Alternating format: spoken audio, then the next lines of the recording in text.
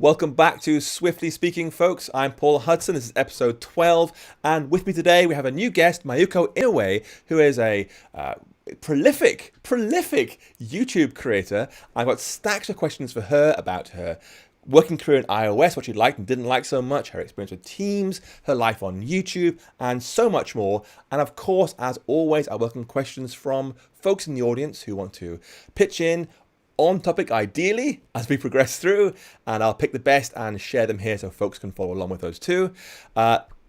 If you have seen one of these talks before, you'll know I have extremely low tolerance for trolls, spam, abuse, anything like that. You'll get an instant channel ban, so please watch out for your language and similar in the chat window. And before I get into it, I want to say thank you to the show's sponsor, Essential Developer. They are running a series of free workshops this year to help you level up your skills as an iOS developer. You can find out more at academy.essentialdeveloper.com. That's it for the intro. How you doing, Mayuko? I'm doing good. Well, how are you? Yeah, I'm doing okay too. I'm quite excited actually because it's my first live stream of the year. So anything can go wrong because it's a live stream. Of So course, it's 2021, new year. Who knows what's gonna happen? yeah, exactly. It's always fun, right? That's what I want to call it.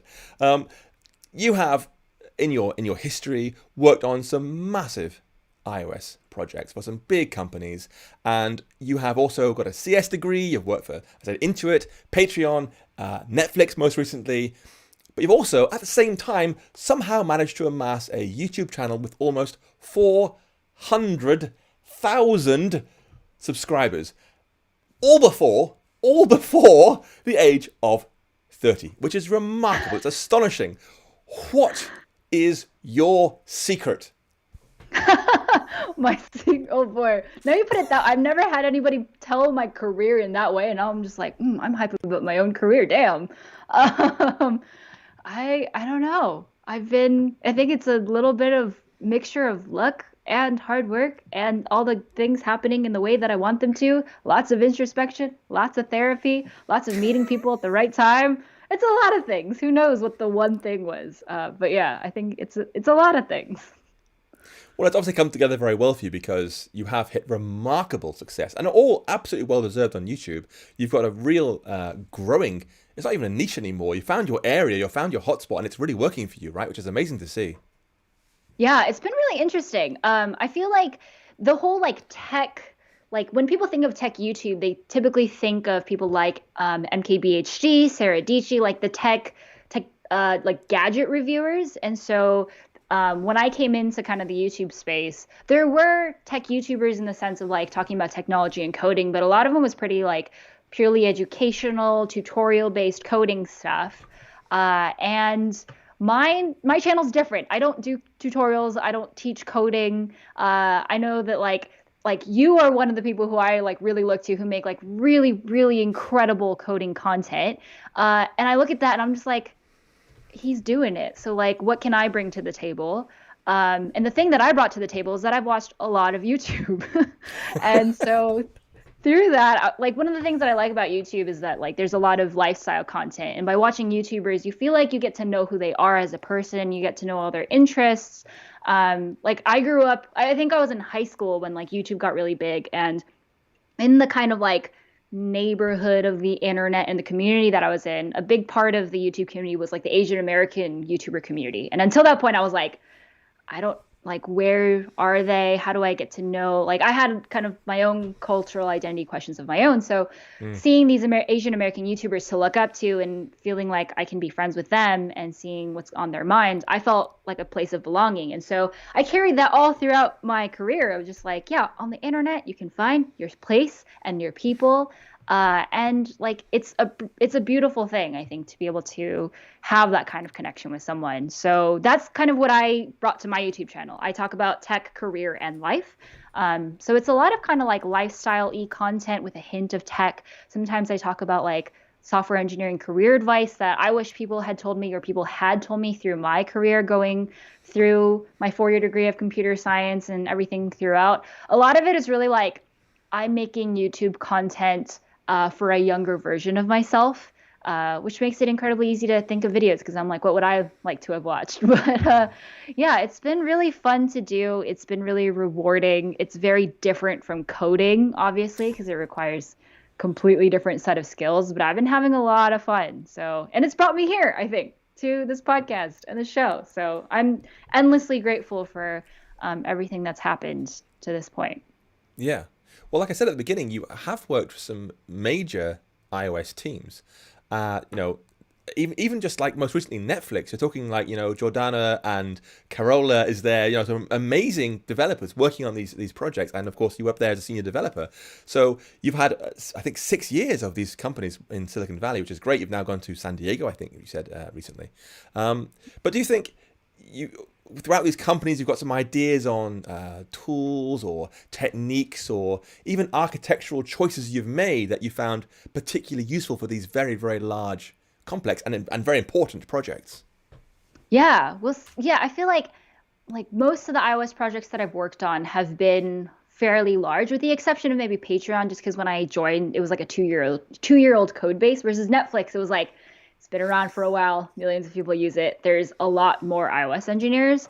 And I think for me, like I have this kind of like ethos around coding and software development that it's always like the keep it simple method, I feel like is always the best to start with. Like there's no point in overcomplicating things from the get-go. You never want to over-engineer things because number one, it takes a lot of time. Number two, it takes a lot of resources. Like why spend effort if you can do that same amount for less?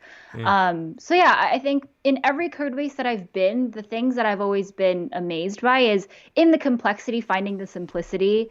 Because the simplicity helps in both it just helps in many, many different ways. Like being able to understand the code base, like without needing to study it for months on end, I think is an important thing because Yeah. you have to study it for months on end.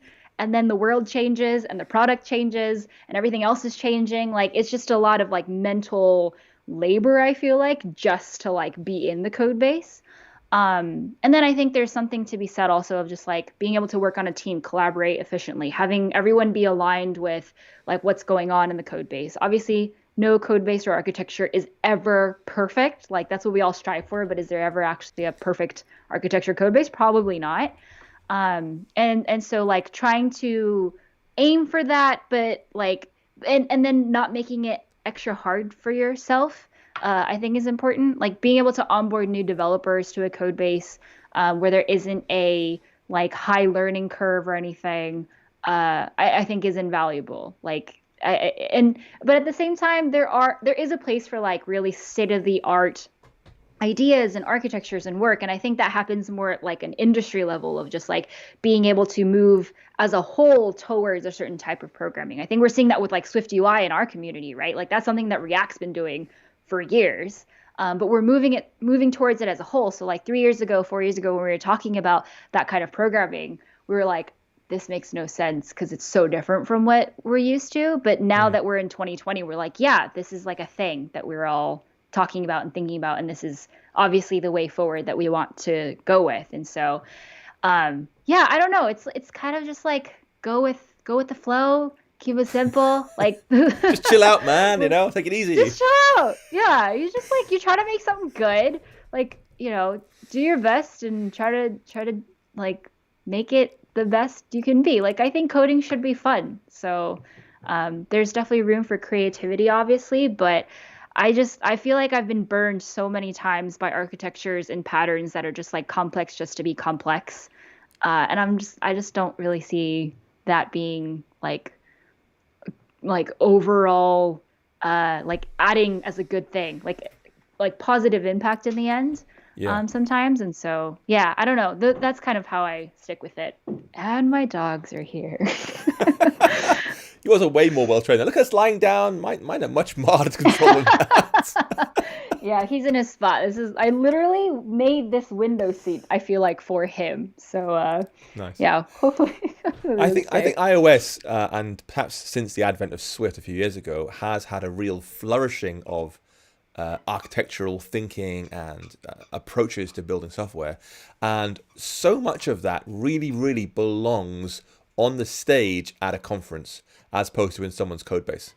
because you can get up there and wow me with your brilliant thinking. That's fantastic. But I've got a ton of actual commercially important tasks to implement, plus bugs to work on. Oh, plus there's a new iPhone out with a different screen size. Plus there's a new iOS version with new bugs inside it. I'm not going to think about re-architecting my code completely just to fit in with what's shiny and latest and greatest. It is very, very hard. And I know the urge is there.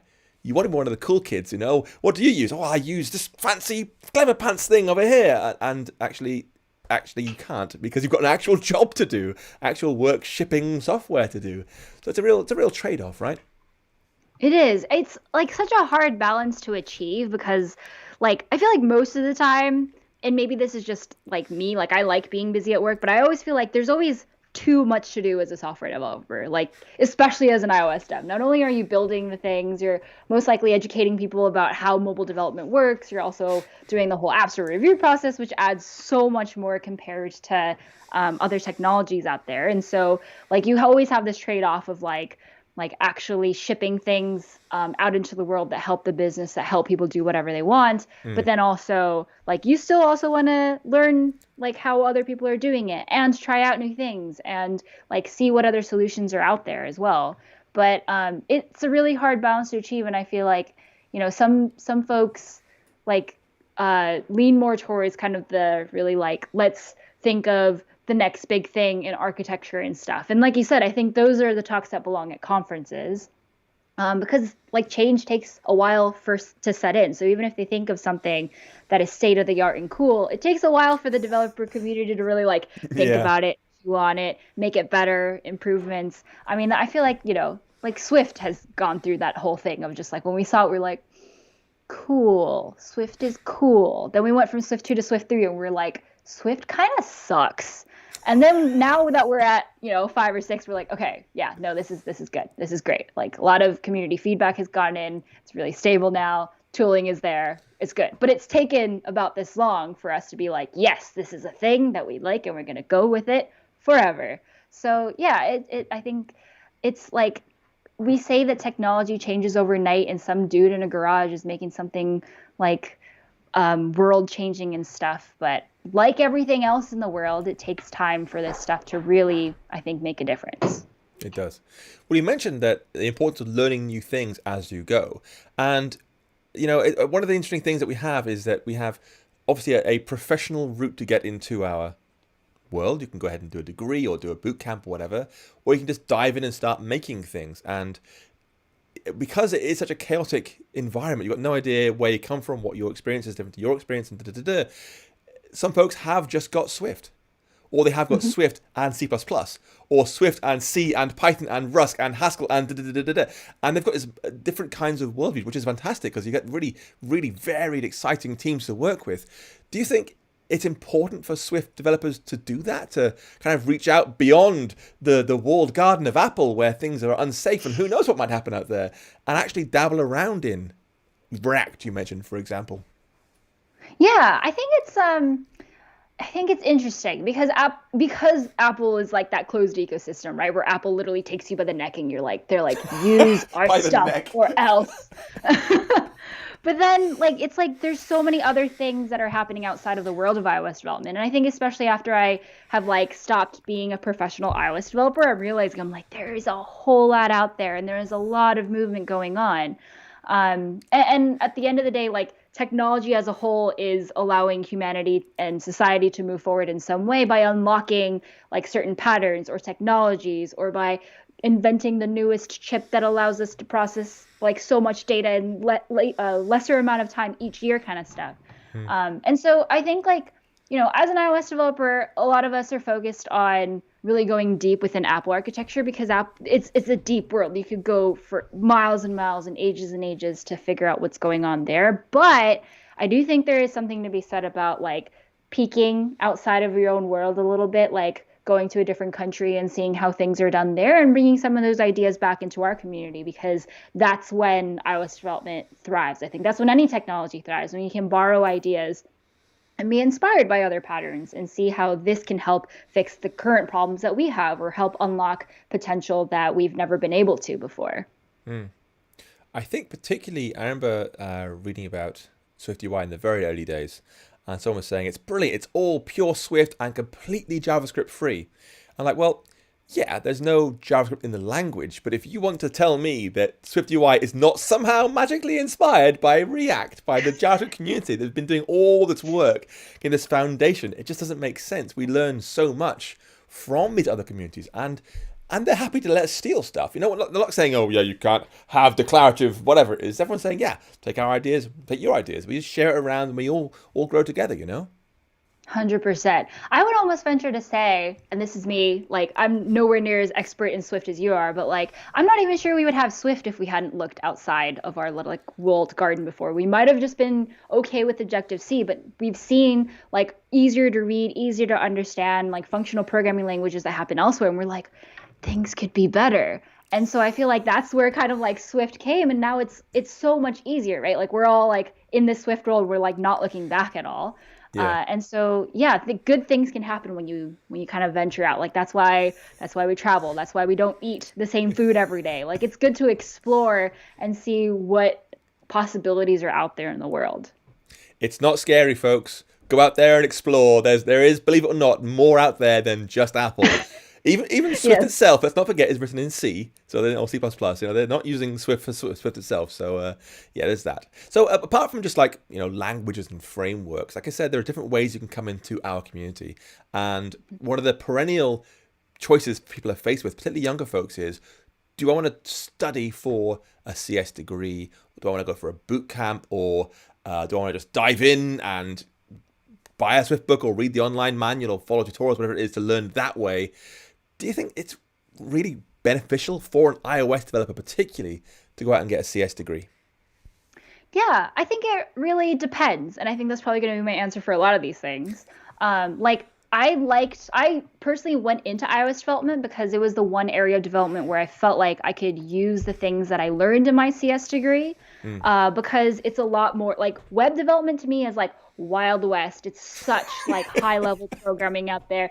Like even if you've never, written assembly language before, like you're fine. Like you don't have to know how all the things happen in order to do that. But like a lot of the concepts that you learn in a CS degree felt really kind of like there was a parallel between what you would need to know in an iOS stack with all of that stuff, especially because my university was very like hardware focused. It kind of like we did a lot of like stuff that was a bit more lower level programming. So, I mean, that was just my path. And I think it did help me to like grok iOS development better than maybe if I had just gone in. But I also don't think you have to have that knowledge to become an iOS developer. Like you're an iOS developer if you can ship an app.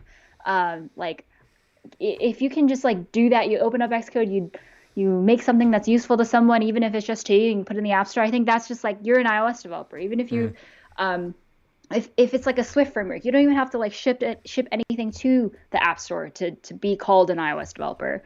But yeah, I think at the end of the day, it depends on like what you want to achieve as an iOS developer. What are you looking for? Like, are you trying to become someone who is an expert in like Apple frameworks and the technology itself?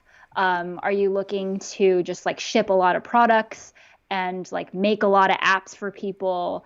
Also, like I think the financial aspect of it is something that's a really big like factor in how people decide whether they go into a 4-year degree or a boot camp as well. Like can you afford to go to a 4-year degree, or if you're going to go to a boot camp, like what are you going to do to support that as well? Like you could also be self-taught. Like I think that's one of the best things about development today. You can come from any background into a field, but each one will have its own like challenges, I guess. Like if you go to a 4-year degree, you also like end up getting the network of the people that you went to the 4-year degree with. You get the alumni network, you get career fairs, boot camps. Yes, but not to the same extent. Self-taught, it's even harder, but it's not impossible. It really depends on who else you already know, how active you are on Twitter in the iOS world. Like I think it depends on who you are, what you're willing to do, what you want out of all of this, and then just finding the path that fits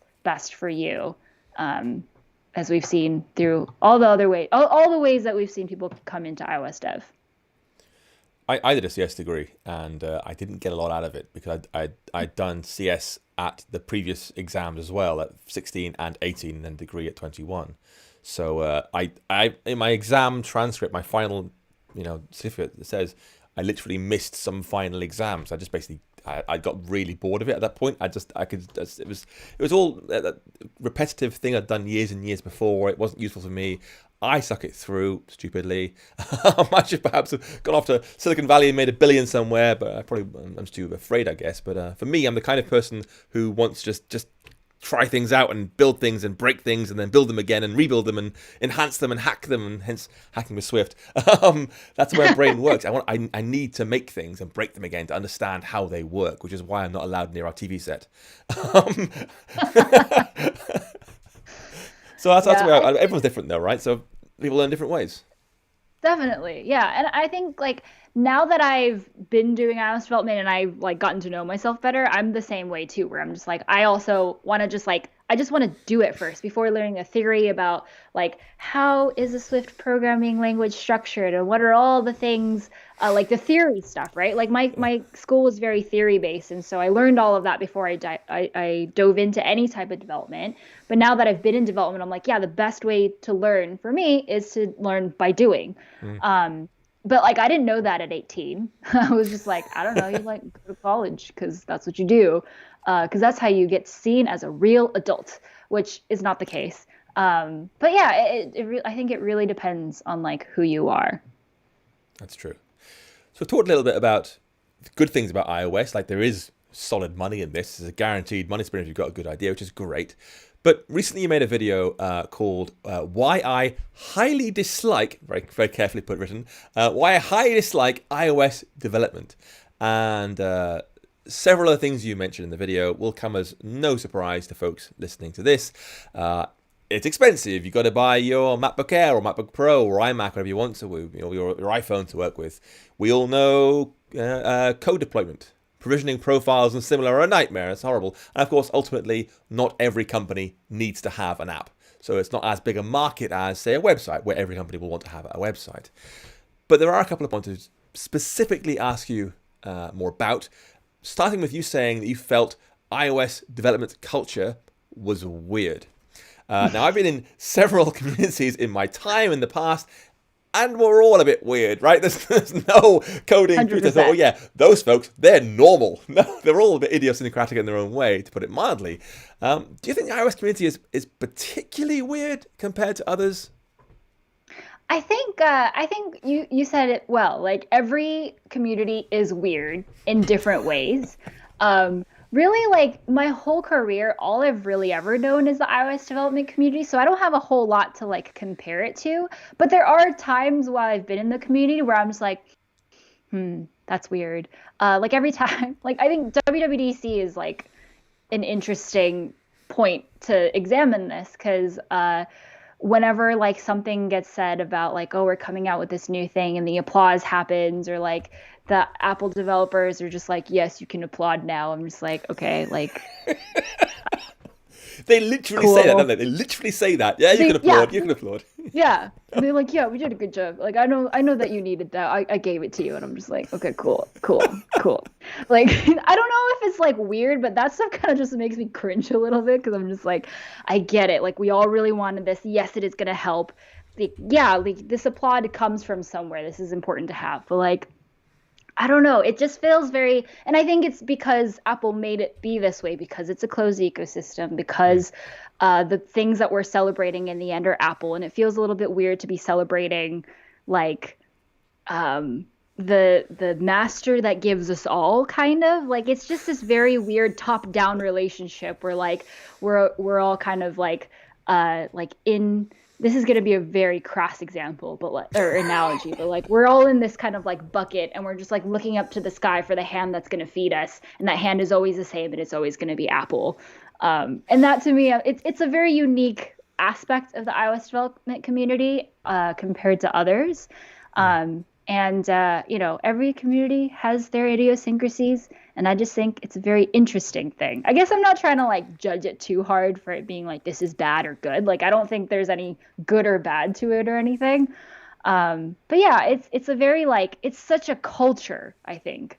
And like after like I think the first year that I was doing iOS development, I was just like, okay, like didn't think that I would be doing this in school or like be so excited about what Apple is doing. But now that I am an iOS development or developer, I guess I should be excited for what Apple is doing. And it feels like it sucks you in a little bit. So yeah, it's kind of weird. Well, you've been to Dub Dub, and you know the atmosphere there is febrile. Every small thing, they're chanting and clapping and wooing and shouting for the whole week, pretty much. You know, the Apple staffers there are very, very happy to be there. They are totally jazzed to be in that audience, and they want us to be as excited. And we're kind of on our phones trying to stare our feet a little bit. I certainly am, and I certainly been the case where with Dub Dub particularly, there are side entrances you can go into or out from, or at least out from these days, not into anymore, where the staffers don't go.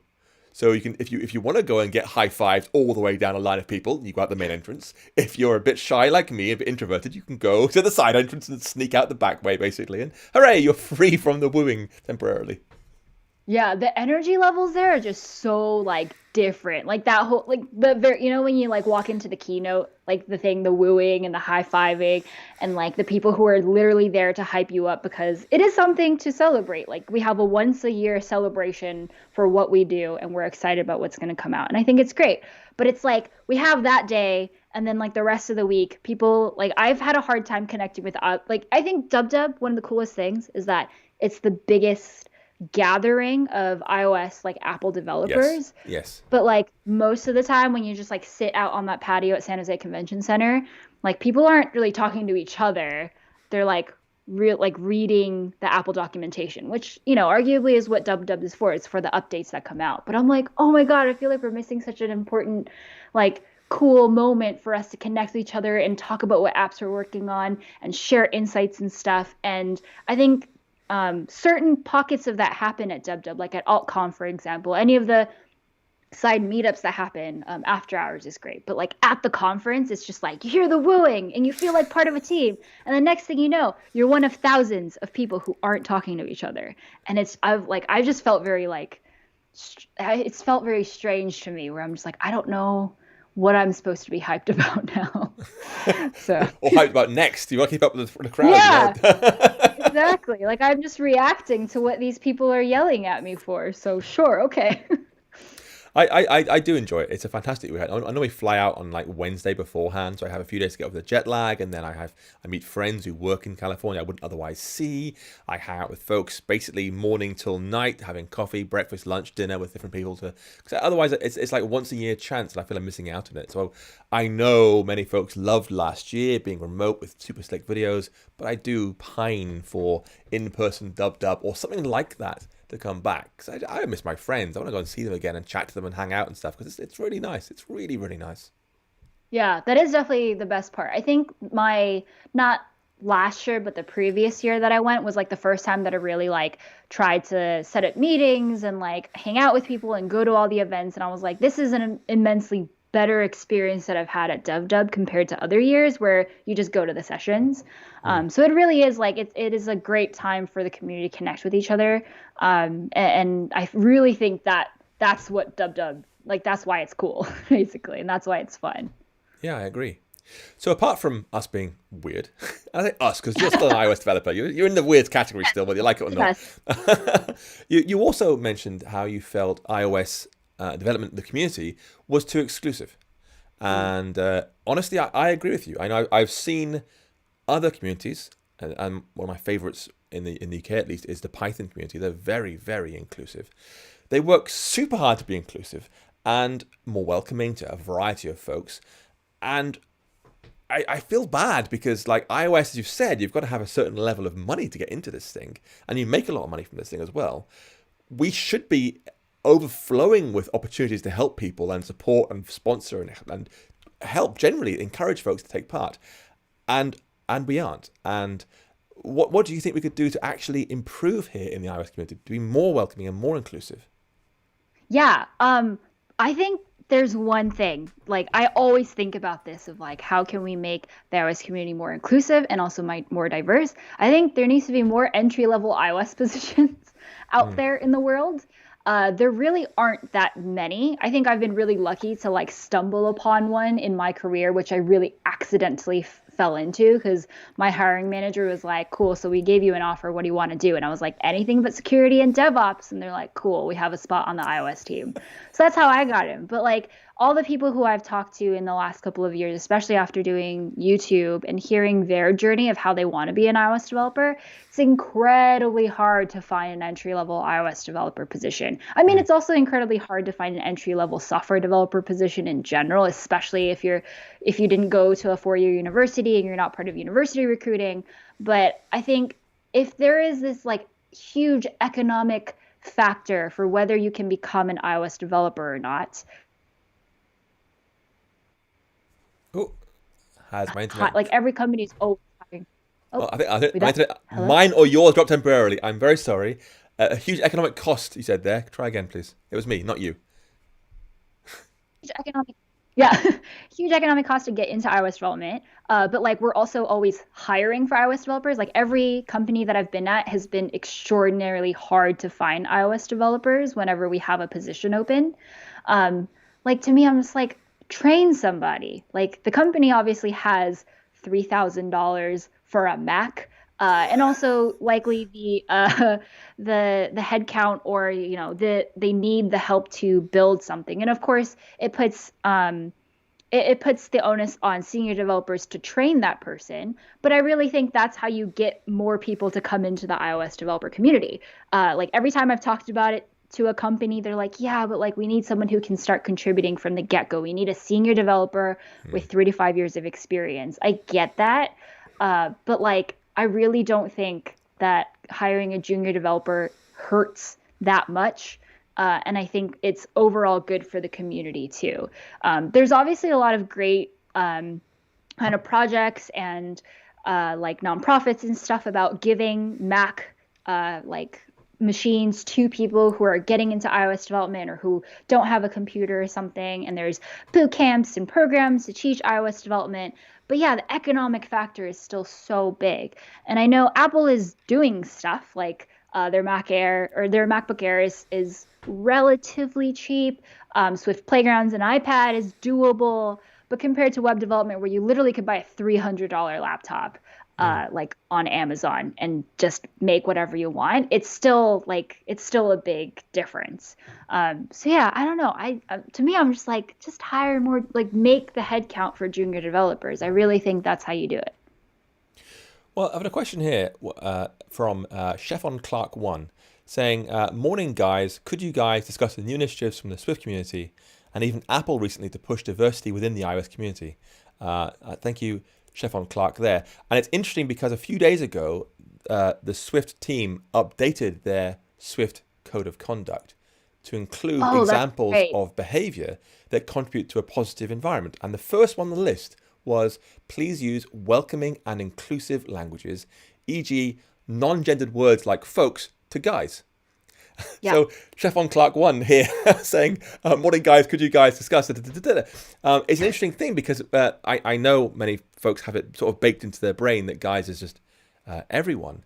But we have a lot of these kinds of words we use. Like Apple have the sort of old trademark, insanely great. And like, well, let's bring in some ableism here too, shall we? And we don't necessarily realize. And it's obviously a learning journey for all of us. Finally, Apple realized last August that terms like blacklist can be replaced with blocklist and no one minds. We've moved away from master to main, for example. There are many ways we can do better. And I think our community is very well positioned. We have a lot of, as you said, very senior people, very experienced people, bluntly, stacks of money, stacks of resources. We can do so much better, surely.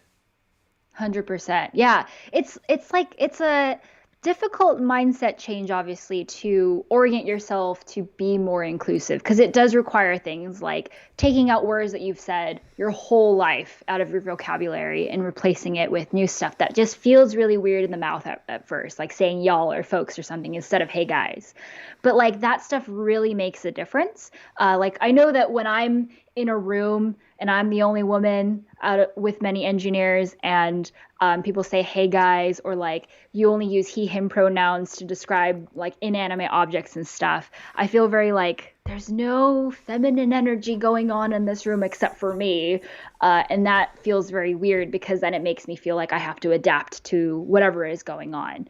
And so obviously there's a huge kind of conversation that's bigger than the iOS development community in terms of like inclusivity in tech, really. How do you make the existing culture more inclusive to people from underrepresented communities, which then hopefully will make the community more diverse, which is we're always focused on like diversifying our community because most tech communities are dominated by cis male straight white men.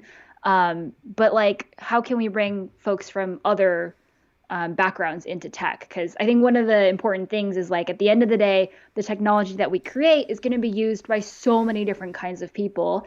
And so the people who are going to use it should be represented in the people who are making it, really. Because how are we supposed to know the experience of another human being if we don't identify with them in some way? And so, yeah, I think the Apple community is definitely a part of that. I know that from the Apple's marketing perspective, it feels a lot like they care about that kind of stuff. Like their ad campaigns are super like they represent all kinds of people. And in DubDub, there's great stories that highlight people from different backgrounds as part of the developer community, which I think is wonderful. But it's not maybe as like, maybe it's just the way that it's communicated, but it doesn't feel as bullish as like, say, the web development community that has a lot more kind of like momentum and emphasis on these kinds of things. Like it's a much more it's a bigger topic of discussion, I think, to talk about those things versus Apple does a lot of things quietly of just like, yeah, let's take out like those words that we don't want to use anymore in technology and stuff. And so, it's, change again happens at different rates and in different ways, depending on who's there and who's controlling how it happens and how it gets communicated and stuff. But especially in the iOS developer community, I think we have to keep pushing forward. You mentioned that, occasionally you'd be in a room full of male engineers, for example, and you were the only female there. Do you think that left you feeling almost pressured to represent women? And that's like, if you screwed up, you're like, oh no, on behalf of all women, I've failed, kind of thing. Or maybe if you're in a room full of like white women, you think, oh, okay, I'm a Japanese American, I've got to represent Japanese Americans and fill my space and do my best on behalf of women or whatever it happens to be. Does that happen, do you think? Yeah, I've heard it happen to a lot of other women. I think for me, because we're all intersectional human beings with lots of different identities. For me, it's more common for me to feel like I'm the only Japanese person in this room. And so whenever like the topic of Japan or Asia comes up, I'm just like, well, I'm the only person with an inkling of an idea. And I didn't even grow up in Japan, right? Like I grew up in the US with Japanese parents. So I do feel this pressure of just like, I better say something about the knowledge that I guess I have, that I was born and raised with, about how to talk to Japanese people for this. Like, I don't know. There is this pressure for sure. I try not to like think about it too much because I'm just like, there are people out there who know much more about like certain communities than me. But I know that like I shouldn't discount the experiences that I've had as a Japanese American woman. So yeah, there's definitely a bit of tension there. But luckily nothing that's like been too hard of a hurdle for me to overcome. Yes. Okay, well, let's park iOS development and talk about another one of your many broad topics you speak about fairly regularly. And this is teams and careers and, career development, regardless of iOS or otherwise. Last year, you made a video, which I thought was brilliant, which was a slightly clickbaity title, but you knew this already. You knew this. Yeah. The most important skill in software engineering. And that skill wasn't be able to write great code first time quickly. It wasn't being flawless at debugging. It wasn't even, heaven forbid, being some sort of Jira whiz. I don't know what, right? Wasn't any of those things. Could you perhaps tell listeners what it was and your reasoning behind it? 'Cause I really loved your answer. Absolutely, yeah. It was a clickbaity title because, as you do on YouTube, you got to do that. Um, but yeah, I mean, I still think this is the case even after a year of making it. The most important skill in software engineering is to learn how to learn. I think that comes from, there's no software engineer out there who knows everything. Mm. I feel like coming into this industry and coming to my own, I used to think that that was the case where you had to have like some baseline level of knowledge, some baseline amount of lines of code you've written or something in order to be seen as like a software engineer, to be recognized as such. Because it felt like that was what was being messaged, where it's just like, if you don't know how to hack into the mainframe and like do this thing and like use a terminal that only has black and green text, like, are you a software engineer? I love your But elite I voice you do. maybe this comes from like 90s movie. Because I think, I think of movies like, was it War Games or something? I think that had this very, as we've talked about diversity in tech, a lot of it is um, based on how the media frames software engineers and then also how we celebrate software engineers Mm. in the general public. So yeah, I think I came into the industry thinking that I just like had to be this like dude in a hoodie who like just could type 200 words per minute. But in Mm. reality, I think I came to this realization of that the learning how to learn is the most important thing because I was like 3 or 4 years into my career and I was like, so like I made it, like I'm here and I'm a senior software engineer and they just gave me this position. So I guess I'm a software engineer now, but I still don't know how to do all these things that I thought I needed to know how to do. And then, talking to other senior software engineers where like they openly admit that they don't know something, and then like being really amazed and inspired by that. I'm just like, man, I really admire the fact that like people like those folks can come out and say like, I don't know what this is, but like I can figure it out. Like every skill that I've learned in coding and software engineering, iOS development is stuff that I have learned. It's not something that people are born with. Like when you say you're good at coding, it's not something that just like naturally happens. You like work at it.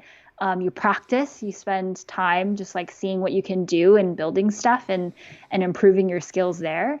Mm. And so learning how to learn helps you to get those skills, I think. Like learning is it's like it's an important skill no matter what you are, but especially in software engineering because there's just so much stuff to learn and so much stuff that you can learn that like if you can learn how to learn efficiently and well, like for instance in the iOS developer community, once you learn how to make sense of the iOS like developer documentations, like I feel like you're on top of the world. You're just like, oh my God, this like foreign language I didn't know just all of a sudden makes sense to me. And now I feel like I can learn a lot more about iOS than I ever have.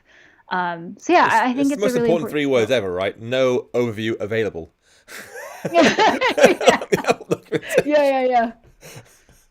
Well, someone actually said in the comments, Aryan Dureha, I guess, said, so many people still don't know how to Google effectively.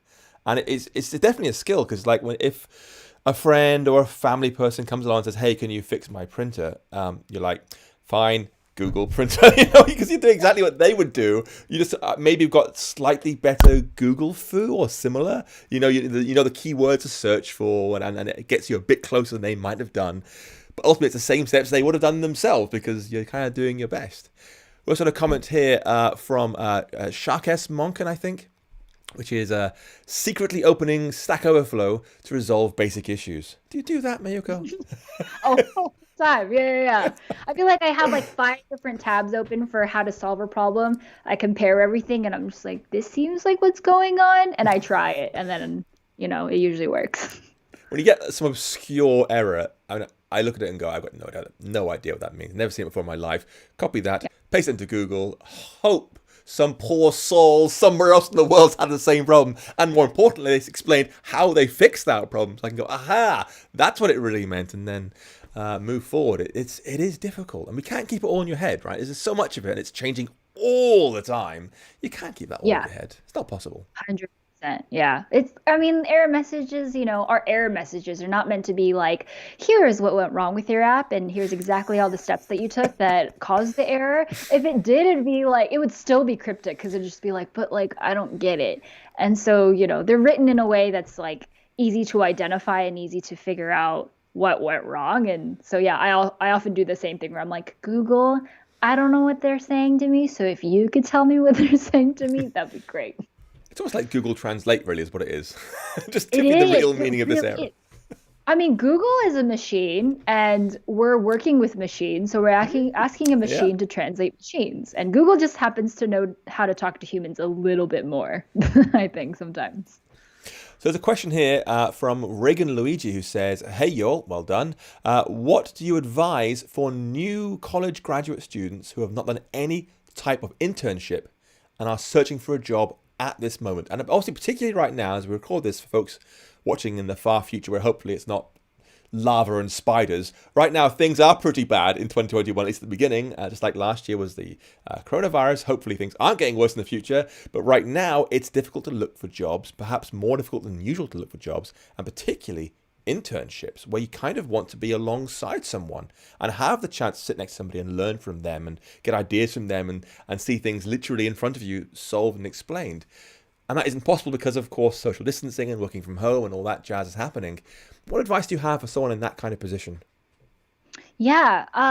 Well, so I feel like at any stage in your career, when you're looking for a job, you're basically trying to prove to an employer that you are worth your value, like you are valuable to them, that your skills are valuable to them, I should say. Mm. And so internships are a great way to kind of like show them the ticket of just like I've been here before, like I know how to do this thing a little bit, so like I have some experience.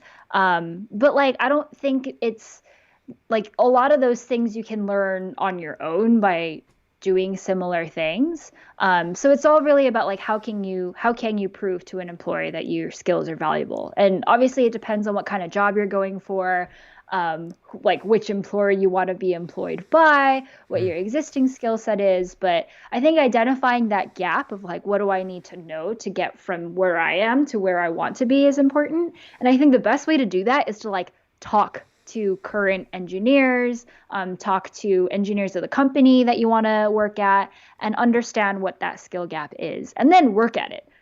Like if you want to go into iOS development, for example, I think like maybe in some ways more important than doing an internship is like learning, like shipping your very own app into the App Store, which you can totally do by yourself, is a really great way to demonstrate to an employer. I know how to do this. Like I've written an app. I know how views work. Like because by doing that, you're demonstrating. I know how views work. I know how like data handling works. I know how like app lifecycle works. I know how the App Store review process works, which in and of itself is super valuable. I think all of that kind of stuff is a great way to tell employers like, yo, I can do this.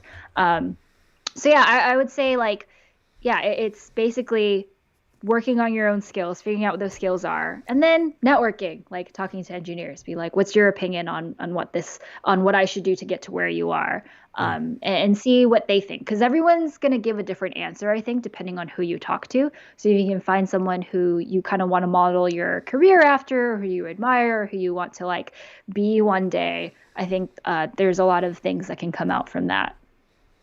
So assuming someone's followed your advice, they've shipped an app to the App Store, they've done networking with engineers, they've done what they think they can, they're in a good position, and they think, now I feel ready to get my first entry level job. I'm ready for this first, foot on the rung of the ladder. And as you said, there aren't many of them, so competition's very, very high for those starter jobs. What's your advice to get someone that a little edge, a competitive edge, or somebody else to really help them stand out from the pack a little bit and get that first entry level role right there? Yeah, I think it goes back to networking. Like literally building a relationship with somebody at that company, I think Mm. is going to be invaluable because when people are looking at resumes and cover letters and doing interviews and stuff, they're basically just trying to figure out like, who are you exactly? Like, what do you bring to the table? What kind of person are you? What skills do you have? But if you have someone on the inside who already like knows who you are, I think Mm. that gives a big edge because you're more like people you know better, like uh, this might be, I guess this is really obvious, but like, you know who you know and you don't know who you don't know. Was that a Colin Powell quote, sort of repurposed a little bit about unknown unknowns and known unknowns and that kind of thing? Yeah, basically. I mean, like I am more likely to ask someone I know to do something than someone I don't know to do something for me. So if you can like reach out, and it's not just network, but really build a meaningful relationship with.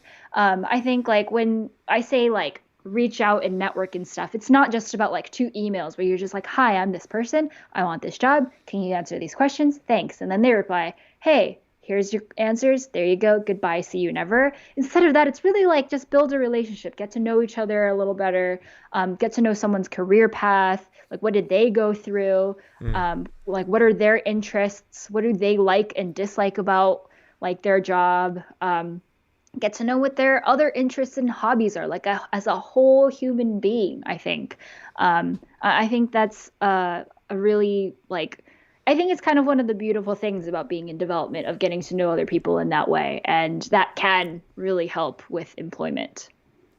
I think because when you walk into an interview, you've given them your resume, said you've got 10 years of Swift and 20 years of iOS and 50 years of whatever, right? It's whatever you invented to get right on your resume. Because they don't know how well your resume reflects what you actually do. This is you describing yourself.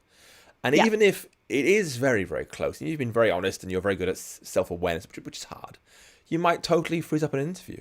You might struggle your way and fail and flunk the interview for all we know. It's very difficult. So if you can get to know someone over coffee or breakfast, whatever it is, even informal mentoring, it gives you a much better foot in the door.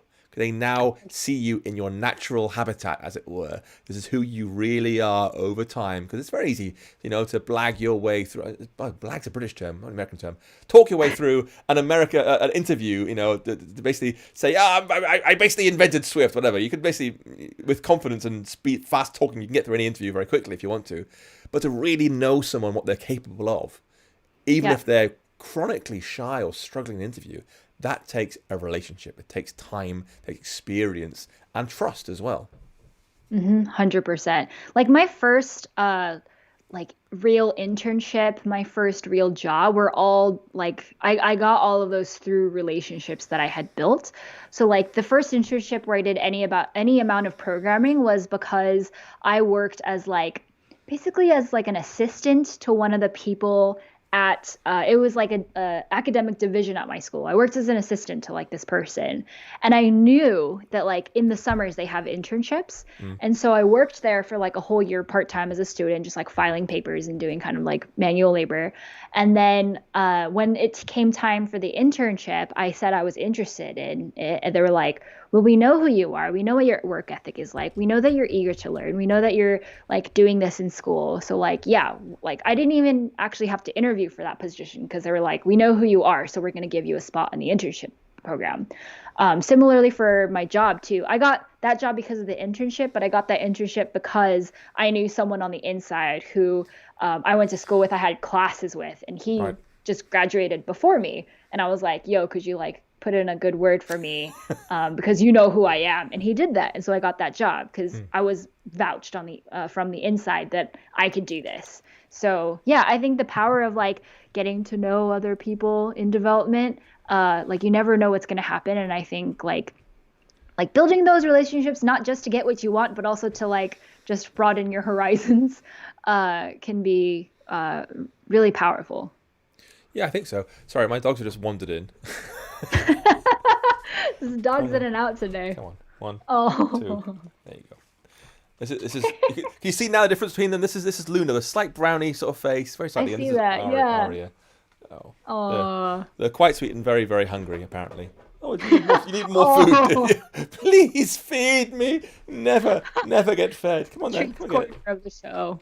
Yeah, you should give your dog a treat as well. Making sure it's fair. They all get treats fairly, It's not fair otherwise. Yeah, I guess I gotta. There's no justice, Come on. Last one, then you go, okay? You. Good dog. Right, go. All right. Sorry about that. That's the intermission in the middle of the show. Hey, folks, if you like seeing amazing guests like Mayuko here, you like seeing dogs wandering and get dog treats, hit the like button. It's your chance to like the show. It all helps. Anyway, so they've got their internship done.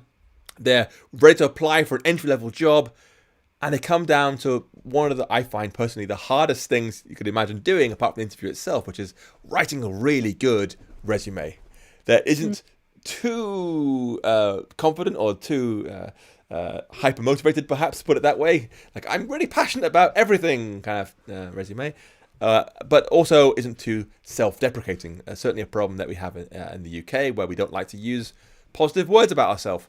We like to be quite downplaying ourselves, which confuses my American friends no end. What advice do you have for someone who's trying to put together a great resume? Is it list experience at well-known companies, or show a variety of skills, or something else?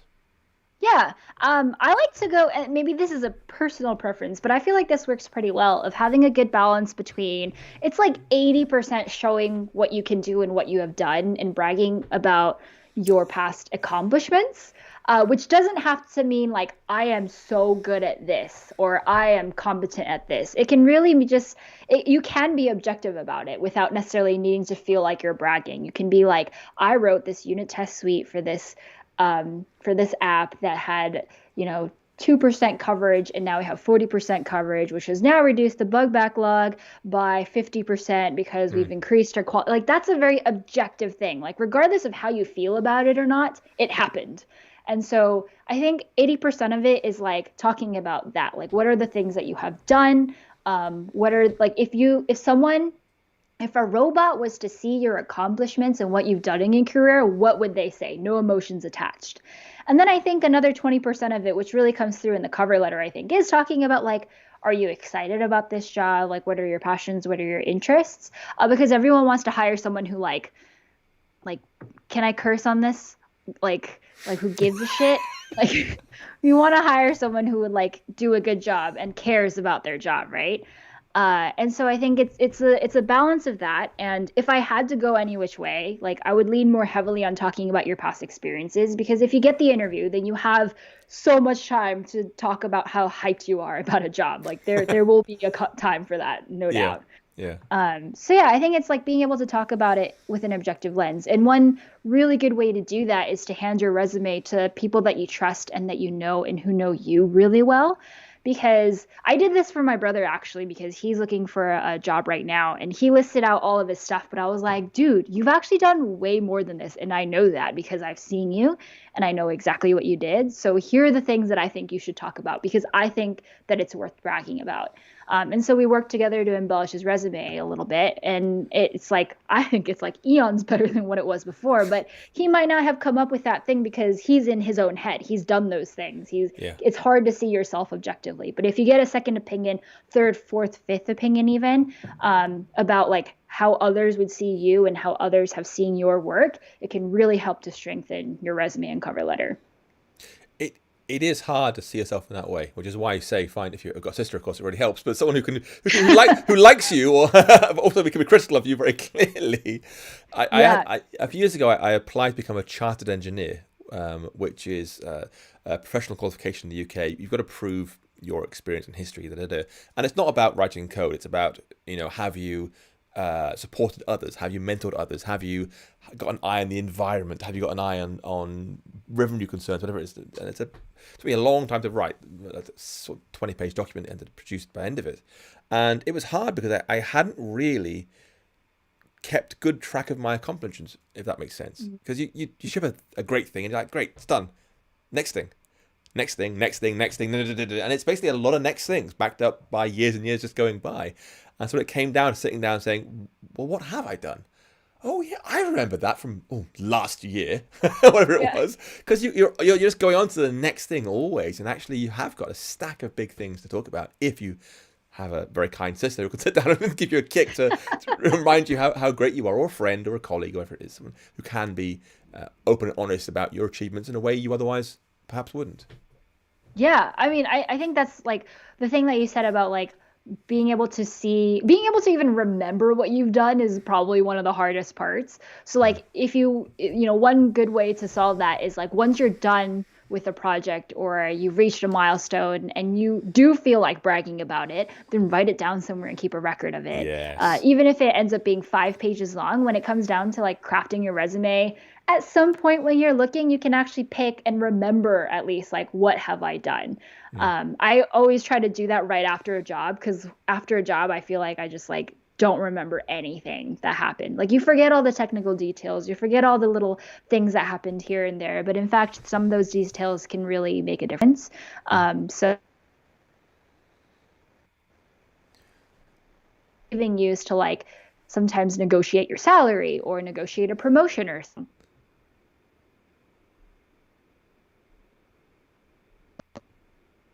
Obviously getting a job is one point of it, but it can be invaluable to be able to have that kind of list of data points about who you are and what you've done. Yeah, and writing it down matters. Even if it's small things, you think, oh, it's Yeah. only a tiny thing. Write it down because every job's different. You might find the job you're applying for, oh, this tiny thing I did is exactly what they're looking for in this job. So take a note, and if you decide you don't need it, fine. Better to have it and not need it than realize you really need that thing and you didn't write them down numbers or the experience, So it does matter. So we've talked a lot It's about. like Oh, sorry, go ahead. oh, I was just gonna say it's like writing documentation about yourself, which I know is boring and no one wants to do it. But like, yeah, it's like if someone was to read you, like what would it say in your README? What can you do? I think you may have put people off there a little bit, writing documentation. Oh no, bad analogy. Never mind. Never mind. We've talked a lot about architecture and similar, or coding tests even on whiteboards. It gets intense in interviews because sometimes it is tell us your past experience in detail. Sometimes it is reverse this binary tree in the whiteboard if you're in a particularly nightmarish company perhaps, or just confidently talk to us about yourself and your experience, whatever it happens to be. If a listener here is going for an interview soon and is trying to prepare for something, what would you suggest they spend more time working on, trying to improve, ready for the big day? Yeah.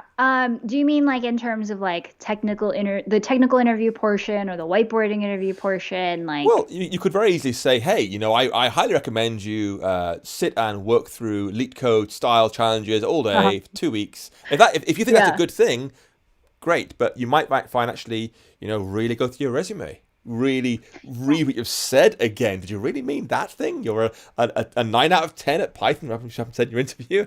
So Yeah. what kind of things do you think should people be preparing for to go into an interview?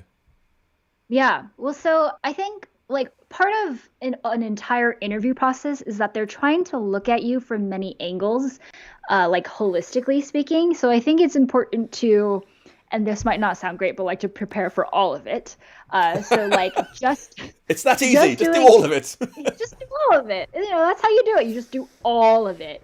Um, but preparing for the technical interview part is really important, obviously. Like it's one of the hardest parts of the interview. But Mm, also, if you pass with flying colors to the technical interview, but the behavioral interview doesn't go that great, then that can easily end in a no offer. And so I think like being able to demonstrate your ability across the board is important. That's why I say all of it. Although there is like, I think when I go and prepare for interviews, I prepare for like um, each of those different areas to an extent until I feel like I'm over preparing. So things that I will do is brush up on my past experiences, making sure that when they look through my resume, I can eloquently say all the things that I have worked on and I hit mm, all the points that I want to, doing yeah. that as like a chunk of work. And then once I am done with that, call it done. Like there's not really anything else to do. What I've done is what I've done. Like if I embellish it and talk about it more, it'll sound like it's fake. So like call it done there. The technical The interview words you used there, portion. I want to pick out just briefly because it was exactly right. It's exactly the same. I feel hit all my points. That is like Yep. go into the interview in your mind thinking I'm great at networking. I'm great at I don't know stuff. Really hit those points. Obviously with proof behind it, evidence from your experience and ideally coding ability. But go with a clear purpose in mind. These are things I know I'm good at, and if I don't mention those, I'm really annoyed with myself afterwards. Exactly. It's like have like a three-prong essay like prepared. Like of this point, here are the three things that I can talk about. And then also just like prepare your mind for if they go deeper. Just like a lot of for me is just like recalling memories. And Mm. so if I can input those memories, put it into the cache of my brain and be like, okay, it's there, it's warmed up, I've got it. It's like I've pulled it out of like the back storage way back in there that's been collecting dust. That's it. That's good for me. Geek. My brain is a machine. Um, for the technical part too, I think it's important to brush up on fundamentals. So if you're going for like a general interview, data structures, algorithms, obviously. If you're going for iOS stuff, like setting up on UIKit, how to table views, collections view works, like Swift, string manipulation APIs, like all the kind of basic stuff, right? Basic. Swift strings. Basic. Um, and then and then like I think, some folks like to go on leak code, some folks like to use cracking the coding interview. But Mm. to me, it's not about like putting all the things that you know into your brain. Like you put a certain amount. Like you put all of the important tools that can fit into your toolbox, but you don't bring your whole entire garage with like every tool that you have. Like you just bring like a little carry-on of just like, here are the things that I need to do most of the things in an interview. And then Mm. after that, I think it's just practice.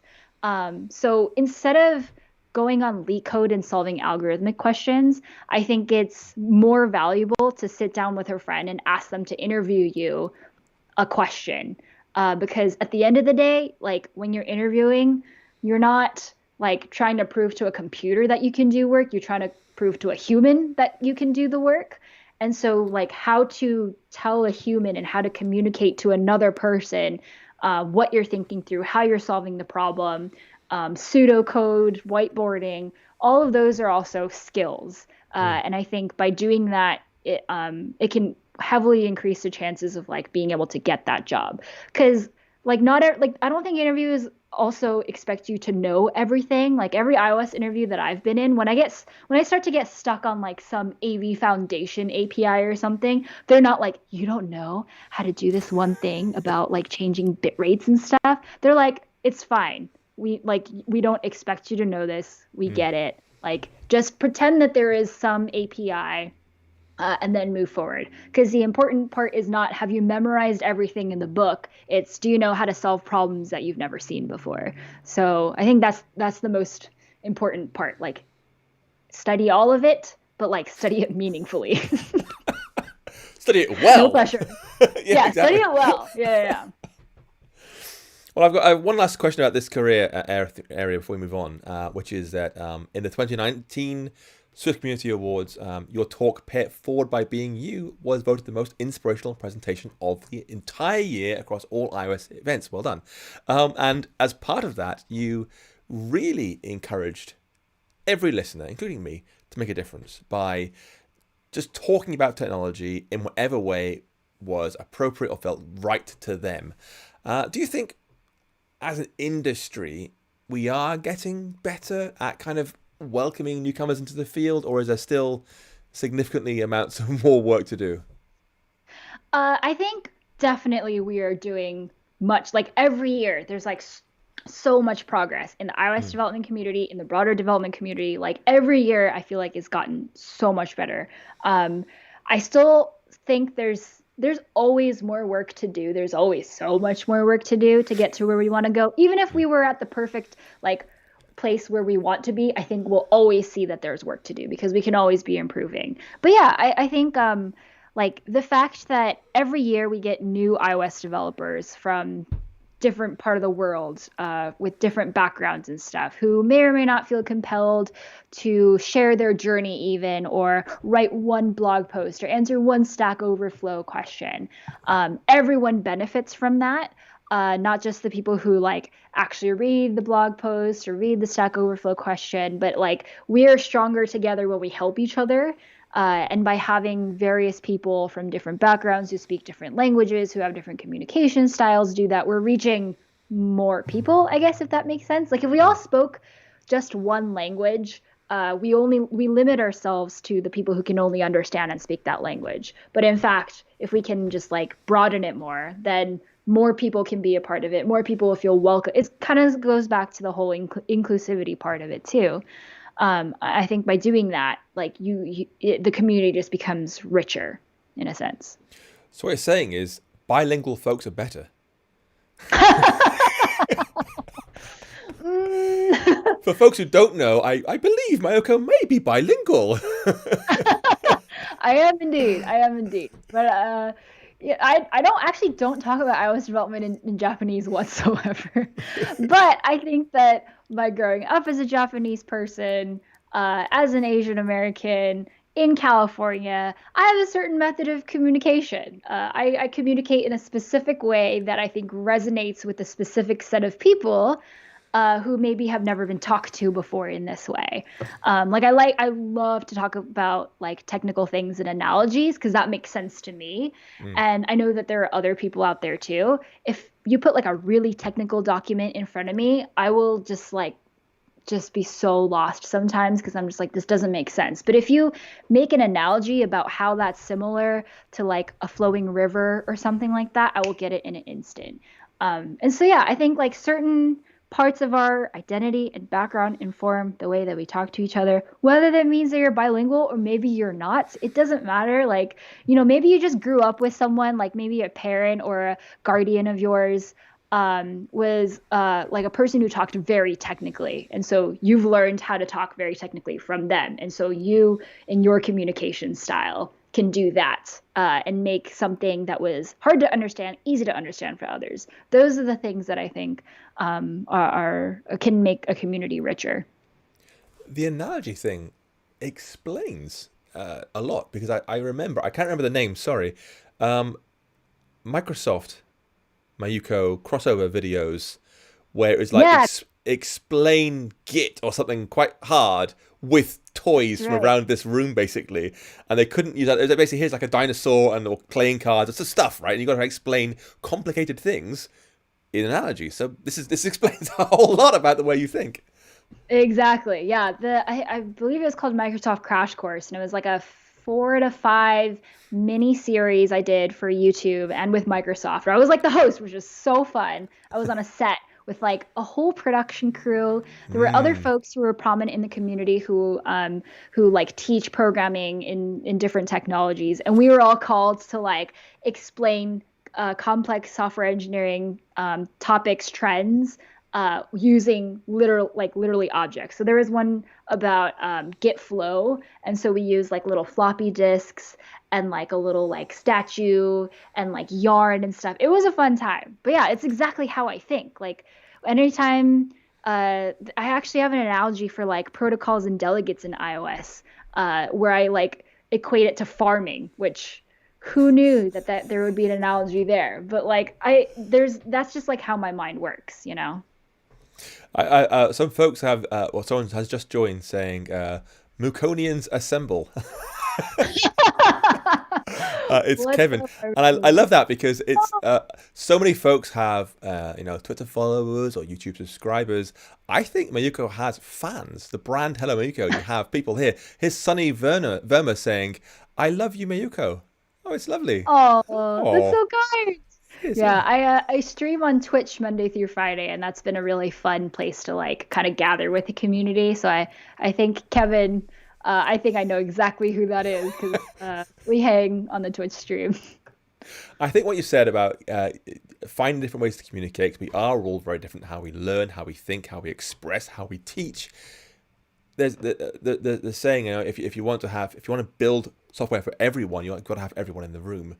Nowadays, there's a much catchier way, nothing about us without us. I think it's extremely well concise. So we've just segued carefully there into Twitch/your new life, because for a long time YouTube was just a side job for you. You did it somehow incredibly successfully while also having a full-time job doing iOS stuff, which is again remarkable. And now it's your full-time job now for at least the last year. Is that about right, I think? And Right. I think folks like me certainly want to know how you manage to juggle such an important piece of work, a significant, large, successful piece of work alongside a full-time job, plus family, dogs, all that other stuff. And particularly, I guess, for listeners here, what tips you have for folks who have their own side projects, how you can encourage them or give them some advice to do better there. Yeah. So I have a video about how to manage a side gig along a full-time gig on my YouTube channel. So like and subscribe youtube.com/hello Mayuko. But yeah, I think I did the side gig thing for 2 years while I worked full-time as a software engineer. And it was, it was challenging. I mean, I think I started my YouTube channel because originally I was just like, I just want to do more stuff outside of my full-time role. I was just really hungry to like be making an impact in a different way from the stuff I was doing in my 9 to 5. So I was just like really just like I just like really really want to freaking do this. But even with that hunger, it was still hard to manage it. Like there was just times where like it was crunch time at work, or I was just really burned out by everything else that was happening. There was a period when I was drinking at Patreon and I was commuting 3 hours a day. And so life stuff was still happening all alongside that. But I just really enjoyed doing YouTube. I very early defined what it was that I was trying to do on YouTube. Like my very first video that I posted was a day in the life of a software engineer back in 2017. That went viral by pure chance and luck, not knowing anything about how the YouTube algorithm works. And so that kind of like set forward this like momentum of me like making more videos and like actually having a channel and not just a one-off video. Yeah, I made that and I was just like, I don't know what I'm doing here though. Like I made that video, that was fun, but like what else should I make? I don't know, like should I be posting on Instagram now? Like what the heck am I doing? Luckily at that time, because I was working at Patreon, I was surrounded by a lot of incredible creator people. Yep. And I was able to talk to Jack Conte, who's the CEO of Patreon, who is an amazing creator in his own right. He's been doing YouTube for so long. He's had many successful channels. And I was just like, dude, Jack, I don't know what the heck I'm doing. And he really helped me to focus what that was. He asked me some really hard questions about like why did you make a video? Like why, like where do you see yourself in 5 years? What are you good at? What do you not want to be doing? What excites you? It was these really kind of like intense questions that I had to ask myself of like, yeah, like what am I doing here? Like what do I want to do here? And so it was basically within that first 6 months that I was able to identify that like I want to make YouTube content to help people from underrepresented backgrounds enter the tech industry and feel like they belong here. And that was kind of like my mission statement. I was like, that is what I'm here to do. I don't know how I'm going to do it, but whatever I do, it's for that one thing. And that hasn't really largely changed that much. Like my thing is still very much about like, yeah, the tech industry feels scary. Everything that happens online, like the conversations around Google and Facebook and Team Blind is just a toxic place. Like, how can we make it feel like people, like we want people here because we do.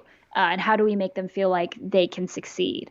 And so after I identified that, it was really easy for me to like I guess get that motivation whenever there was a video idea that came up. I was like, oh, why do I want to make this video? Oh, because I want to help these people who are having trouble with interviewing or who are interested in iOS development to come in.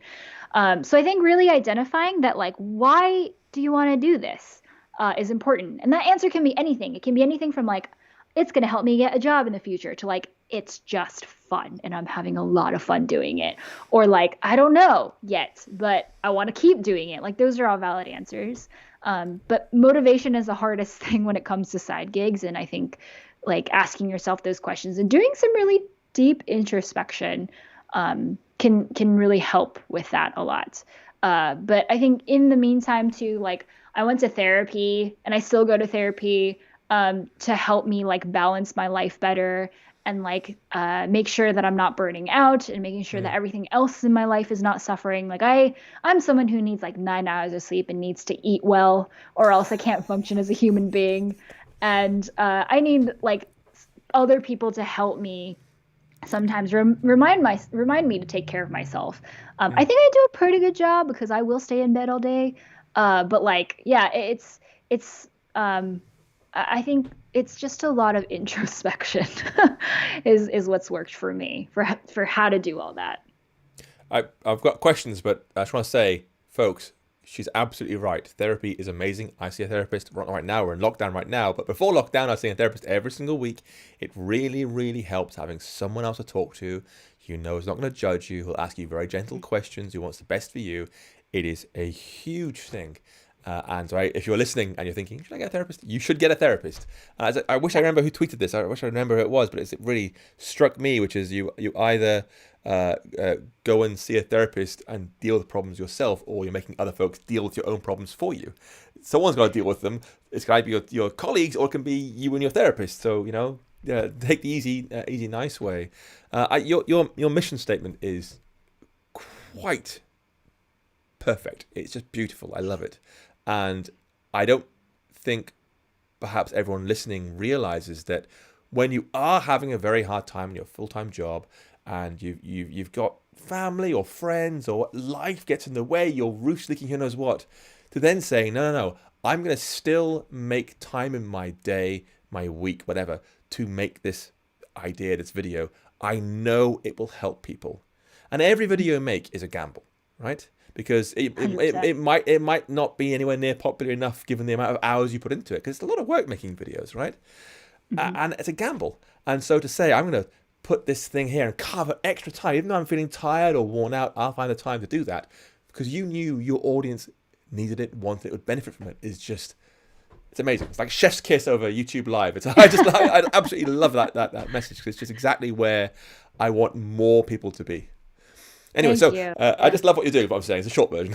but after years, though, of working Patreon, Netflix, into it and more, you obviously made a choice somewhere. Something decided, I've had enough of this iOS gig now. I want to switch and go YouTube full time. What happened there? Why then? Yeah. So I was at Netflix. Well, actually, it kind of happened even before I was at Netflix, to be completely honest with you. Like kind of towards the end of my tenure at Patreon, I was a little bit like, what do I want to do next? Like, to me, like, I really enjoyed my time at Patreon, because Patreon, for those of you who don't know, is a startup in San Francisco that helps creators get paid for the work that they do through memberships. And so I was just so jazzed about working there. The culture was great. The people that I worked with was amazing. And so after, like, I had spent my time there, I was just like, what do I do now? Like, I kind of worked at the company that heavily aligns with my interests, like my personal interests.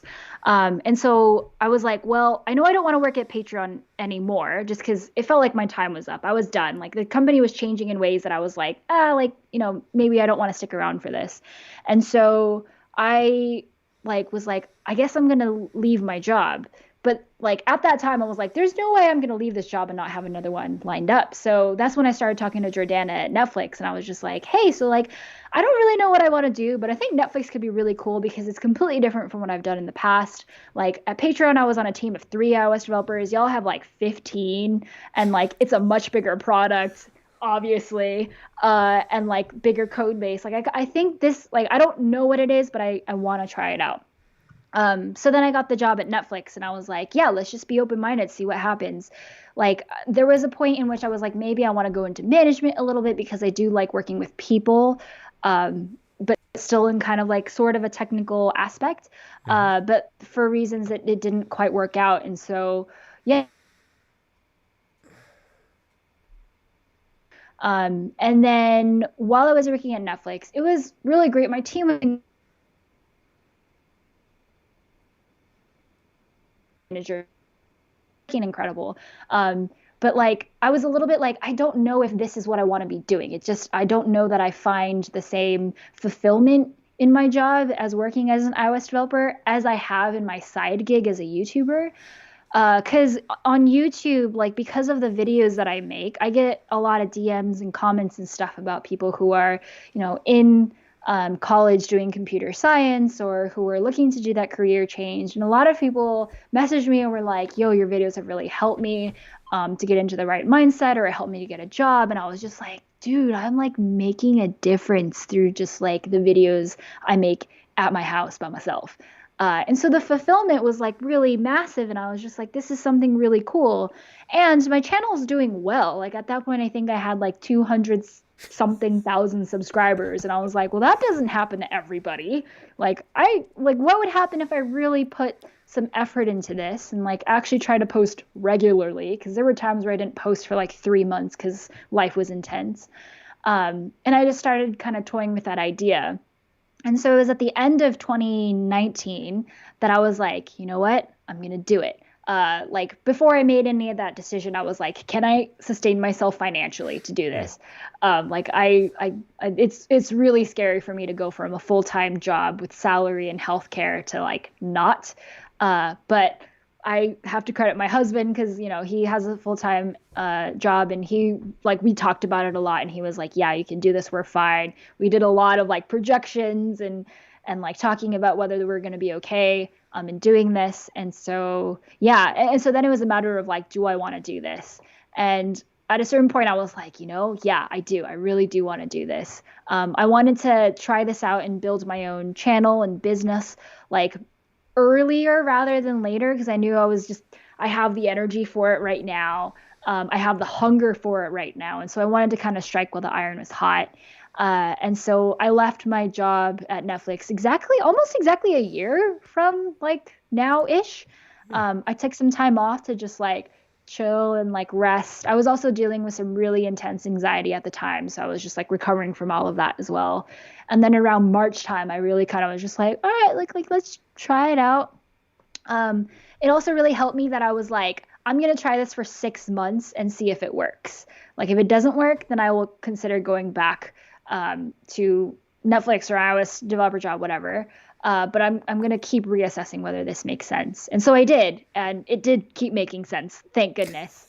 And I was like, okay, cool. This is working. And so that's kind of how it happened. It was a very like, it feels like a huge jump, but in fact, there were just so many points of consideration and like, does this make sense? Some spreadsheets and some like just milestones to like really assess whether this was still in fact a good idea, even if I had like made the jump. So yeah, and I'm still here making YouTube, so I'm feeling pretty good about it. It's interesting that I think externally folks can look at someone who's successful and think, wow, they've got this all planned out, they've got it all, you know, nailed this thing. When actually you've said spreadsheets, you've said planning, you've said lucky quite a few times. You know, there's no grand plan bringing things together. Often it's about putting in some work, taking some risks, being in the right place at the right time. You know, it's fairly simple stuff when it comes down to it. You've got this big spreadsheet and yes, the numbers are green. That's a good sign. They're not Yeah. red. We can do this thing, you know. And it's actually that easy sometimes. Obviously, it's a lot of work to get to that point, but sometimes it is just a bit of risk, a bit of planning, and a bit of being lucky. 100%. Like I think so I think it was also like it was just so much of a mental shift in my mind to allow myself to do this too because I'm like a child of immigrants and so like my parents like when I was in high school they were like you can do whatever you want but you have to make sure you can financially sustain yourself once you're out of college because we cannot. And so, I mean, that was a big reason for why I like went into computer science, even though it was like, I don't know how to code at all, but I heard this thing pays well. And so I went into that. And so like my whole 6 years as a software developer was like pretty risk averse, but at the same time, like I wanted to stay authentic and true to myself, which is why I hopped to different companies to try to figure out like, do I enjoy doing this at least, you know? And I did like the whole time. I really enjoyed what I was doing. But like when it came time to like figure out whether I wanted to make this jump, it really was like I had to basically like shed this 20 like this value that I had for 20 something years out of my brain and be okay with it, which honestly like I had a really bad panic attack like right around the time that I had decided to do it just cuz like my whole world was shaken. Like it was basically just like, girl, you do realize you're putting yourself in so much danger right now. And it was like 20 years of conditioning my brain to that point. Which is honestly where therapy really helped again, because it was just like, okay, is this like as big of a risk as my brain is saying it is? Is there a big giant monster actually coming to eat me? And is that why my adrenaline goes like crazy every few minutes? No, like I have a backup plan. I have a safety plan in case this doesn't work. And I allowed my kind of like, I guess, passion or drive to and like the kind of positive thinking to inform what I really wanted to do. I knew I was going to be scared of it no matter what, but it like if this was something that I wanted to do, then I wanted to do it. And so I did, and it was scary, but like now I'm looking back on it, I'm so glad that I did that work, and I'm so glad that even though I was terrified of it, I was able to overcome it. And so it's one of the things that I'm most proud of in my journey, more so than like some of the videos that I've made and stuff. I'm just proud of the personal challenges that I was able to overcome and like the hurdles mentally that I was able to do, which is completely invisible to anybody who's not in my mind unless I Mm. talk about it. Yeah. Well, actually, Han Kim just said, thanks for sharing about mental health. Because it doesn't Yeah. happen that often, and I think particularly these last sort of 12 months or so have been very, very hard on everyone's mental health. Because not only the work, family, the mortgage to pay, but also now just general life anxiety weighing down your shoulders. Because it's pretty grim out there. Just out of curiosity, do you intend to keep your iOS knowledge still? Now you're a super big star YouTuber. Is iOS still a thing for you, or are you now one of the cool kids and we're the weird ones? I still do want to keep it up. Like, part of me is like the stubborn part of it where I'm just like, I've worked too hard to let this go now. I can't let this knowledge go to waste. Mm. And so I try to keep it up, but it's definitely not anywhere near like the cadence that I was at. Last year, I was like really curious about Swift UI because I was like, that's what the iOS community is doing now. So I'm going to try it out. And I used Yeah. so many of your tutorials because I was like, Swift UI? I need Paul to like explain this to me. But yeah, I think like it's not maybe my top priority anymore because most of the people that I'm making content for is not going into iOS development specifically, but I Mm. still have this knowledge and I still want to be plugged into technology because that's where I came from. So yeah, it's kind of it's like one of the side that's like one of the side things now actually. It just figures, doesn't it? Spend 6 years working in old UI kit. As soon as you leave, bang, it's a new way of doing it. Hooray! I know, I'm like, oh my gosh. But it's like gonna be a while before it's like fully adopted. But from what I have played with it, I am excited. It's like it's fun. I really enjoy it. It is a lot of fun. One of the things I Yeah. like about the way you make your videos is because you don't just focus on code. You know that people aren't coming to learn Swift UI or Swift from you. So you talk about desk setups, you talk about career tips, you talk about what it's like growing up as a Japanese American, and even your hair care routine. Everything is in there somewhere. In fact, in the middle of the video, you're like, okay, I'm gonna make lunch. And it's you making lunch for a while, eating lunch, and that's brilliant. You get a real slice of life of just being you alongside coding, tech, career, all the other stuff. But a month ago or so, you posted something that I thought was actually quite hard to watch. It was actually quite upsetting for you, obviously, and us as well. It was a really emotional account of you streaming a coding tutorial on Twitch. And trust me, I've done lots of live stuff. I know things catch fire immediately. And predictably, you had a lot of folks trying to help. And some were quite pushy about giving you advice. And you found it overwhelming with their approach. And you're people who worked at huge companies and you've got a massive following. People love you and love your work and they respect you what you do. Do you think having that kind of response, even when it's you, just puts off a lot of people who are perhaps particularly women who genuinely, for some reason, don't want to be mansplained to live on a stream? Yeah, definitely. It was hard for me to decide whether to actually put that in a vlog or not. But one of the things that, like you mentioned, like that I try to put in my videos is a level of honesty and authenticity. Like, yes, a lot of my videos are about like, yes, tech is so cool, coding is great, software engineering is fun. Here's all the things you need to do it. But like, not everything is rosy, perfect all the time. And I think it's important to know what happens Mm. behind the scenes and to kind of just, it's not really like, it's not, I'm not trying to warn people like this is the shit that you might have to deal with. But it's just like, this happens. Like to me, to you, to anybody, like, sure, maybe I've had this career and stuff, but like, I'm still such a human being that has feelings and reacts to people that says stuff. it's honestly kind of weird because like being an influencer or YouTuber, it's like you see these numbers and stuff, but at the end of the day, I'm like, but I'm just like a human who just like happens to like post things online. But I think that's one of the things that I try to like keep integral as part of everything. Like I am human. I'm just a person who's trying to figure out life like everybody else. And so, oh goodness, I just closed my windows. Hello? You hear me? I still hear I'm you. like, okay, good. Okay, sorry. There's a demonstration Windows. live. She's completely human. She can just close things randomly.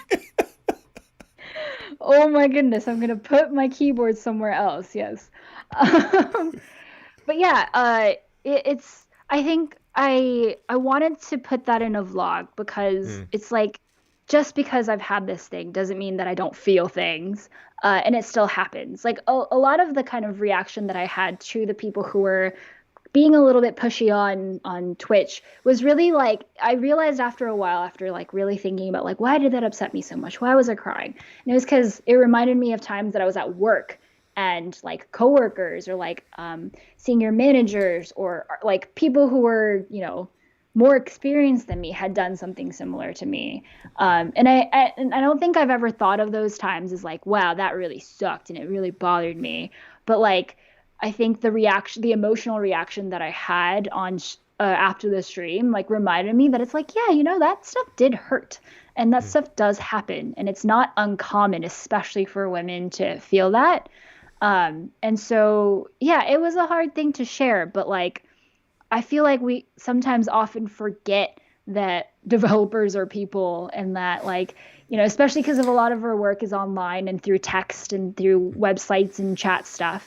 It's still really important to treat each other as human beings. And one of the things that I've like really been careful about in the online communities that I am a part of or that I am responsible for, I often tell people like, don't say things that you wouldn't say to people in person.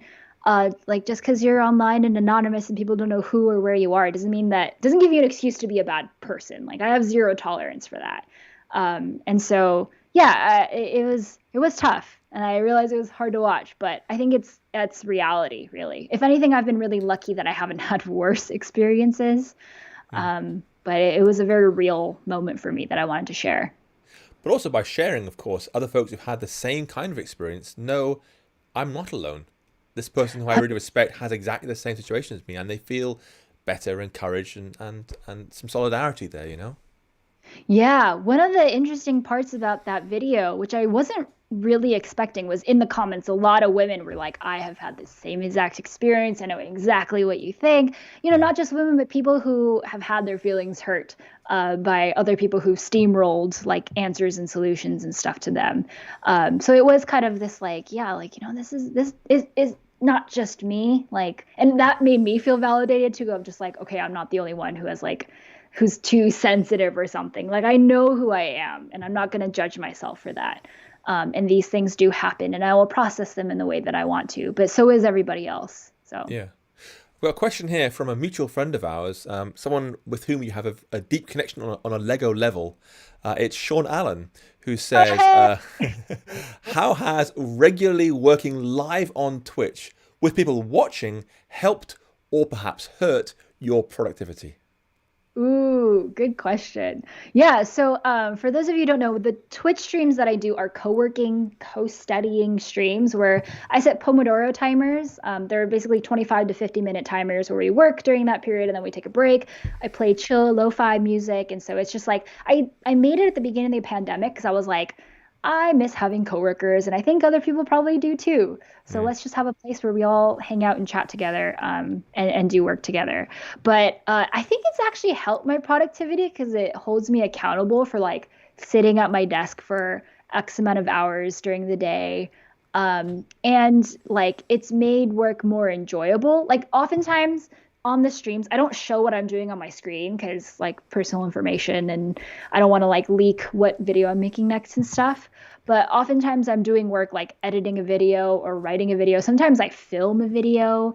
Last week I painted my room on stream, and like There's just things that I do like pretty like labor intensive things on stream. And so, yeah, it's helped me to just like sit and do stuff. And doing Pomodoro timers with other people makes it feel like I'm like at a cafe or something, but still practicing good social distancing and not giving COVID to people. So yeah, it's helping me. I know for some people it's a little distracting, but for me it's been working a lot.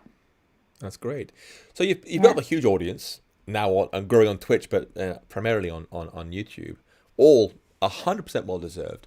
But you started like anyone else, with zero audience, no subscribers, no listeners, nothing at all, and no experience also in creating your videos, how to make them, what to make, and more.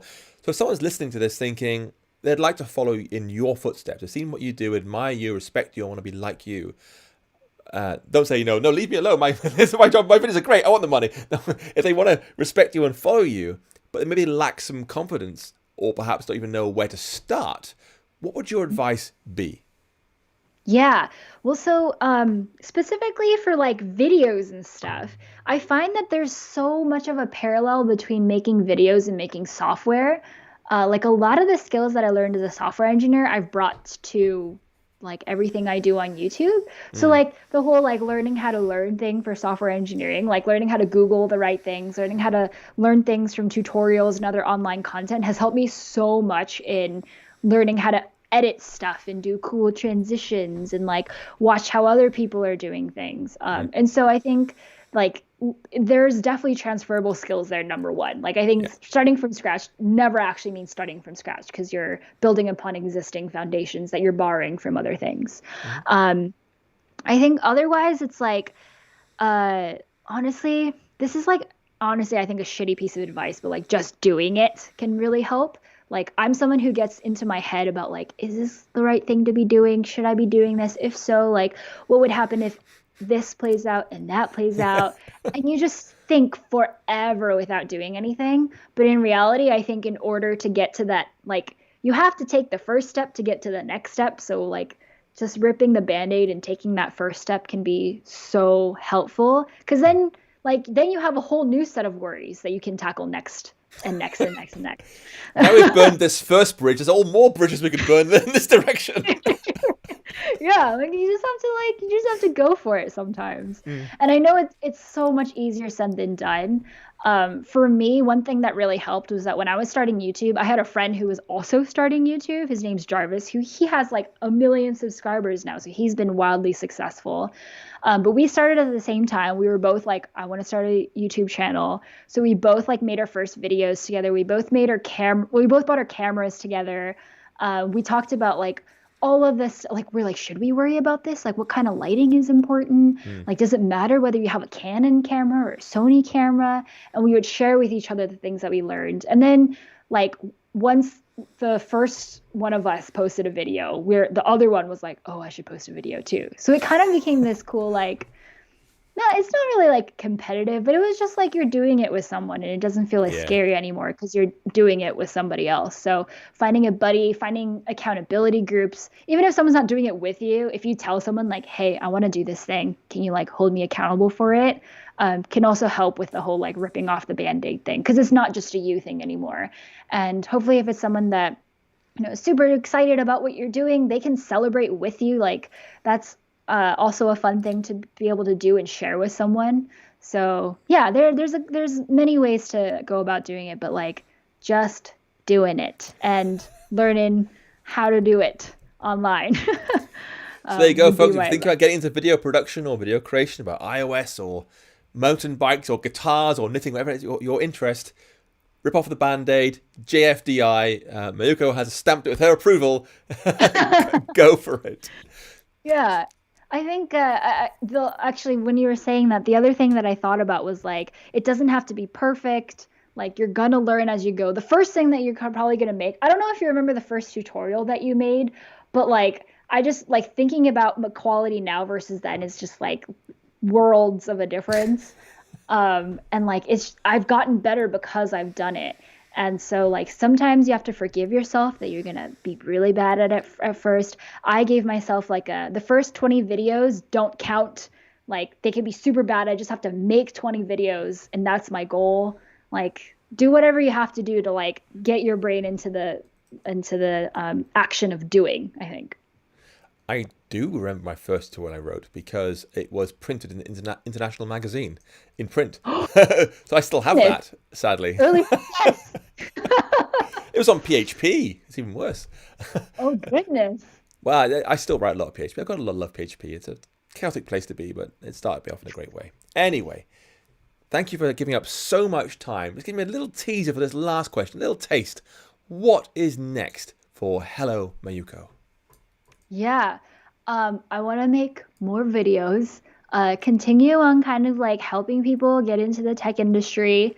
Like I think one of the things that I learned last year was how important like community is and how building an online community is just so nice. I think I've learned that especially through doing the co-working sessions on Twitch.